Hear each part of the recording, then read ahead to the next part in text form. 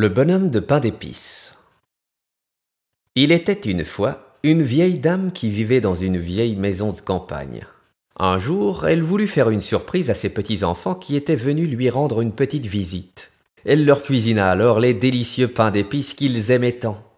Cette fois, pour les impressionner, elle décida de donner à son gâteau la forme d'un petit bonhomme.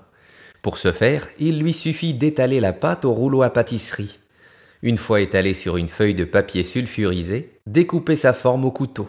Ensuite, elle disposa les petits bonhommes sur la plaque de cuisson, avant de l'enfourner au four pour faire cuire les biscuits 30 minutes.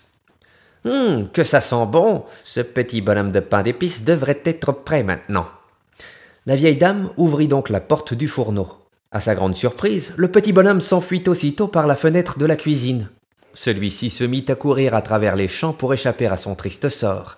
Il se mit à crier à la vieille dame « Tu peux courir tant que tu voudras, jamais tu ne pourras m'attraper, c'est moi qui te le dis !»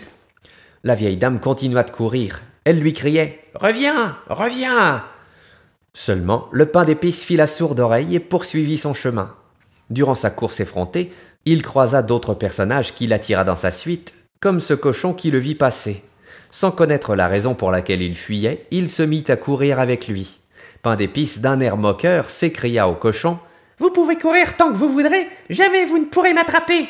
La vieille dame et le cochon couraient derrière lui. Il passait devant une vache qui broutait dans les champs.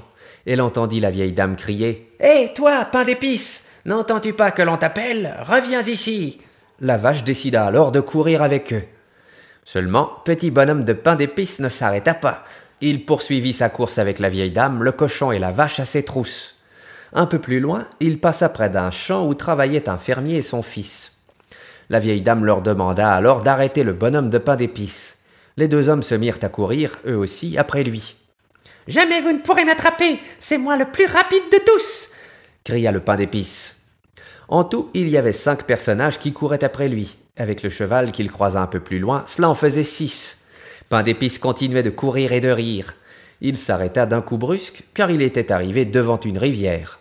Ensemble, la vieille dame, le cochon, la vache, les fermiers et le cheval s'écrièrent alors « Te voilà bien pris maintenant !» Le bonhomme de pain d'épices leur répondit « Je suis plus malin que vous, je trouverai une solution !» Le voyant en difficulté, un renard s'approcha alors de lui pour lui proposer de l'aide. « Je peux t'aider si tu veux » disait-il. Seulement, le pain d'épices déclina son offre. Le renard éclata alors de rire en disant de ne plus perdre de temps car ils étaient tout prêts pour l'attraper. Il lui proposa donc de monter sur son dos pour lui faire traverser la rivière.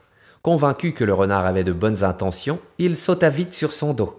Il s'écriait alors « Nous sommes les plus rapides de tous, courez autant que vous voulez !»